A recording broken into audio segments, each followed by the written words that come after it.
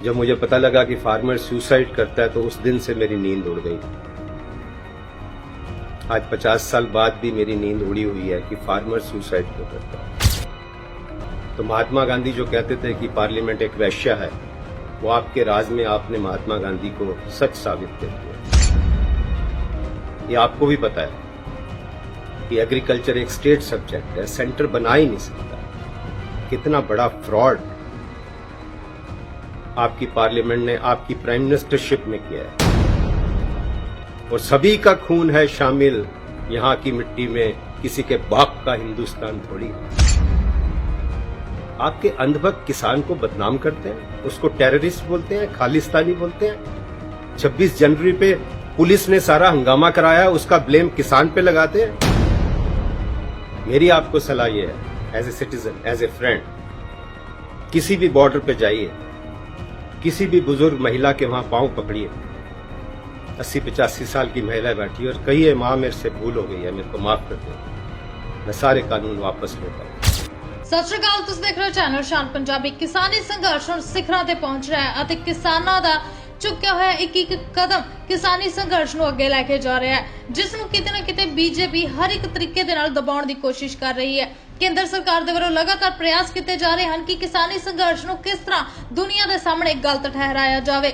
ਜਿਵੇਂ ਤੁਹਾਨੂੰ ਪਤਾ ਹੈ ਕਿ 26 ਤਾਰੀਖ ਨੂੰ ਹਿੰਸਾ ਵਾਪਰੀ ਸੀ, ਜਿਸ ਨੂੰ ਲੈ ਕੇ ਲੋਕਾਂ ਦਾ ਕਹਿਣਾ ਸੀ ਕਿ ਇਹ ਅਨਪੜ੍ਹ ਕਿਸਾਨਾਂ ਦੇ ਕਦਮ ਚੁੱਕੇ ਗਏ ਹਨ। ਯਾਨੀ ਇਹ ਕਿਹਾ ਜਾ ਸਕਦਾ ਹੈ ਕਿ ਕੁਝ ਕੁ ਲੋਕਾਂ ਨੂੰ ਗੋਦੀ ਮੀਡੀਆ ਦੇ ਵੱਲੋਂ ਭੜਕਾਇਆ ਗਿਆ ਤੇ ਇਹ ਦੱਸਿਆ ਗਿਆ ਕਿ ਇਹ ਹਿੰਸਾ ਕਿਸਾਨਾਂ ਨੇ ਕੀਤੀ ਹੈ, ਜੋ ਕਿ ਦਿੱਲੀ ਵਿੱਚ ਮੌਜੂਦ ਸਨ। ਲੋਕਾਂ ਨੇ ਗੋਦੀ ਮੀਡੀਆ ਦੀ ਦੱਸੀ ਹੋਈ ਗੱਲ ਹੂਬਹੂ ਮੰਨ ਲਈ।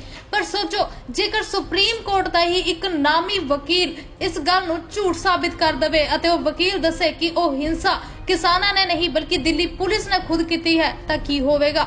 ਜੀ ਹਾਂ, ਹੁਣ ਸੁਪਰੀਮ ਕੋਰਟ ਦੇ ਇੱਕ ਨਾਮੀ ਵੱਡੇ ਵਕੀਲ ਸਾਹਮਣੇ ਆਏ ਹਨ, ਜਿਨ੍ਹਾਂ ਨੇ ਪੂਰੀ ਗੱਲ ਦਾ ਖੁਲਾਸਾ ਕਰ ਦਿੱਤਾ ਹੈ ਅਤੇ ਉਹ ਨਿਰਭੈ ਅਤੇ ਨਿਡਰ ਹੋ ਕੇ ਸਾਰੀ ਗੱਲ ਦਾ ਖੁਲਾਸਾ ਕਰ ਰਹੇ ਹਨ। ਜੇਕਰ ਤੁਸੀਂ ਵੀ पूरी कहानी जानना चाहते हो तो इस वीडियो को स्टार्टिंग तो लेके अंत तक जरूर देखना।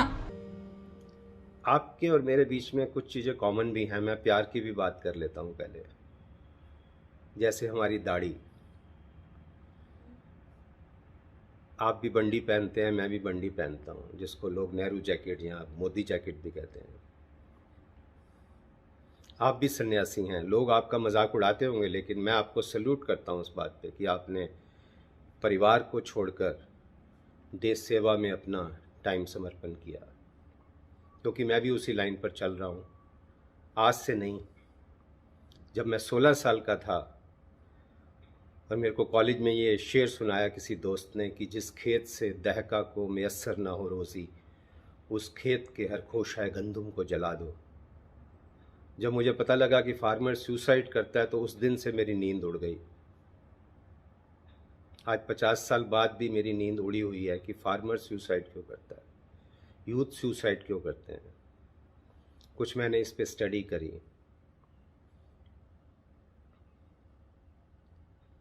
आपको आज देश की हालत का पता है।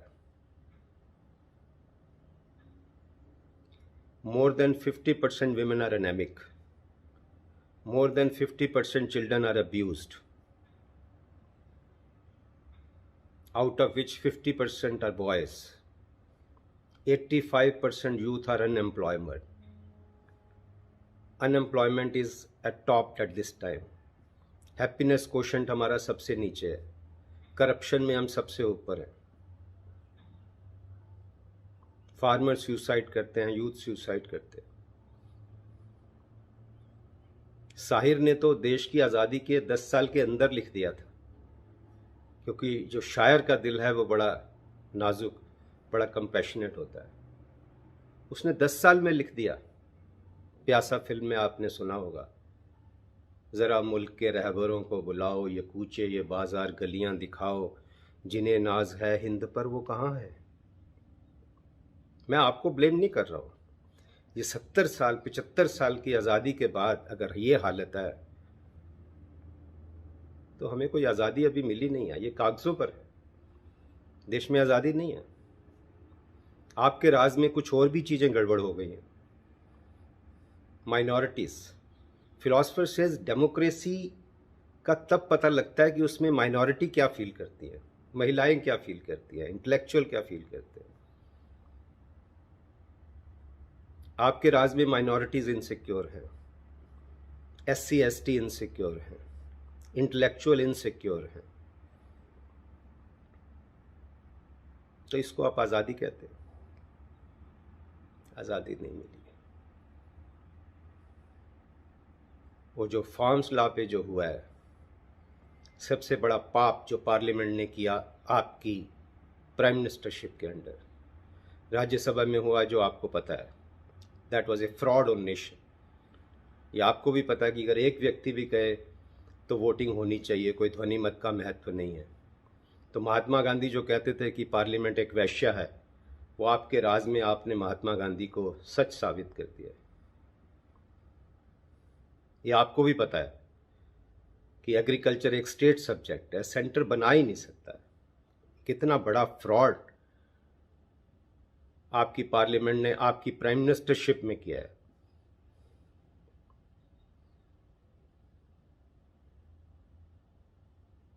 एक वीडम इंस्टीट्यूट है स्वीडन में, they say India is electoral autocracy. एक Freedom House of US has degraded India to partly independent. ये हमारे देश की आज हालत है। आज बाहर के देशों में भी हमारी निंदा हो रही है, हमारी हंसी हो रही है, मजाक हो रहा है। ये बात तो पक्की है कि आपके अंधभक्त बहुत हैं। अंधभक्त स्टेट्समैन की पहचान नहीं होती। मैं आपका अंधभक्त नहीं हूं, मैं देशभक्त हूं, इंसानियत का भक्त हूं, भगत सिंह का भक्त हूं, अंबेडकर का भक्त हूं। आपको इतना भी बता दूं, मैं हर पार्टी के प्रोग्राम्स में जाता हूं। कांग्रेस का लीगल सेल हो, अधिवक्ता परिषद का हो, AMU का हो, कम्युनिस्ट का हो, मैं सभी में जाता हूं। मैं किसी पार्टी का गुलाम नहीं हूं। ये आपकी इंटेलिजेंस आपको बता देगी, और मेरे को तो लगता है आपको पता भी होगा, क्योंकि 96 तक मेरा घड़ा भर चुका था। मेरे को तसल्ली हो गई थी। लाइफ ने, किस्मत ने मेरे को इतना दिया कि मेरे को लगा कि अब मेरे को सिर्फ समाज सेवा में लगाना चाहिए। और 96 से आज तक, पिछले 25 साल में 99% से ज़्यादा टाइम मैं समाज सेवा में लगाता हूँ। आपका करियर 2001 में शुरू हुआ, उस लिहाज से मैं आपका सीनियर भी हूँ और आपका दोस्त भी हूँ। मैं बिल्कुल क्लियर हूँ, विदाउट इनिबिशन आई से, इस time you are the best bet. अगले आने सालों में मतलब क्या होगा, आपका क्या कंडक्ट होगा, उसकी हम बाद में चर्चा करेंगे। आपको अंधभक्त नहीं चाहिए, आपको विधुर चाहिए। आपको अभी तक विधुर मिला ही नहीं है।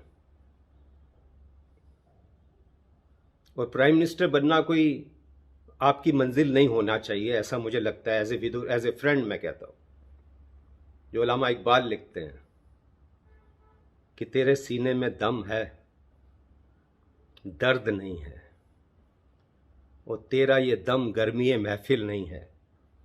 गुजर जा अक्ल के आगे के ए नूर, चिरागे राह है, चिरागे मंजिल नहीं है।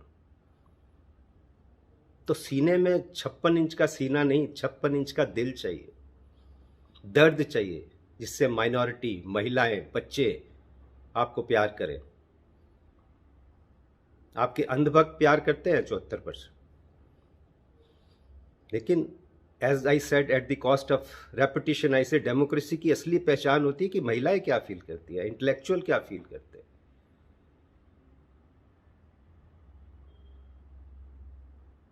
तो प्राइम मिनिस्टर बनना कोई मंजिल नहीं हो सकता किसी स्टेट्समैन का। वो अब्राहम लिंकन नहीं बना सकता। प्राइम मिनिस्टर तो आप हो सकता है, पता नहीं कितने साल और चल सकते हैं।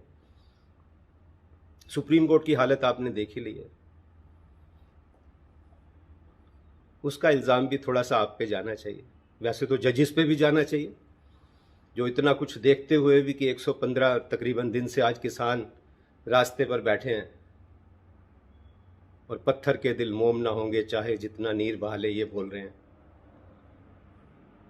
आपको किसी विधुर ने ये नहीं बताया कि फिजाए अर्श पे उड़ना तो कोई बात नहीं, किसी के दिल में उतरना कमाल है प्यारे।